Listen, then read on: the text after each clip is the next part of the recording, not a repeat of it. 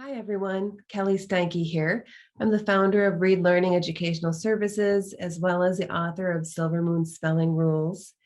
I'm here this evening to introduce to you a little strategy for keeping B's, P's, and D's straight. A lot of our students with dyslexia and dysgraphia, oftentimes students may even have both learning disabilities at the same time. They confuse their B's, their P's, and their D's. And in a moment here, I'm going to turn the camera over to Kate Wagner, who's our dyslexia interventionist. And she is going to teach you a little trick to clarify the confusion when reading with B's, P's, and D's, lowercase, and writing with B's, P's, and D's. Real quickly, I would like to share with you here, I've got a Jamboard opened up here in Google that oftentimes students will confuse these three letters because if you think about it, they're created with the same two shapes. So a B, P, and the D all have a long line, and they all have kind of your C shape that connects to that line.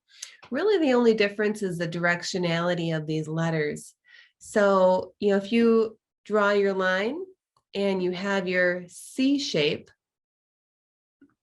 to the right of that line, you end up with a B. But if a student is able to visualize letters more rotationally and three-dimensionally in their mind, you might get that circle going or that C going in the other direction.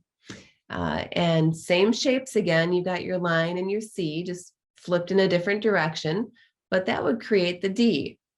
Once again, we could use that line a third way, and same shape, we'll stick a C on the front, and you end up with a P.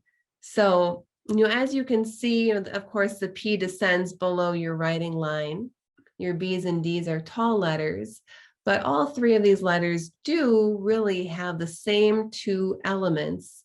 Those two elements are just flipped in different directions, different orientations. So I'd like to give the camera over to Kate Wagner, and she's going to show you a great trick for helping students keep their B's, D's, and P's straight when they're reading and when they're spelling.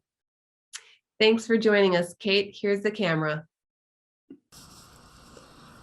I always give students just a little visual technique for these letters, whether they're reading them or they're spelling them. And the first thing I always tell students is to remember that we always read from left to right. So when they encounter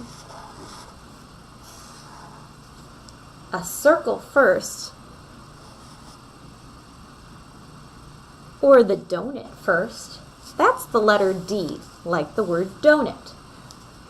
If they're reading along and they encounter the string of their balloon first, boop, going up, then they've got the letter B. Okay. If they're reading along, then they notice their pig is going down into the mud. The pig is going down. That's the letter P. The same thing goes for writing. If you want the letter D, you're going to have to write your donut first. If you want the letter B, you're going to have to draw your balloon string going up first.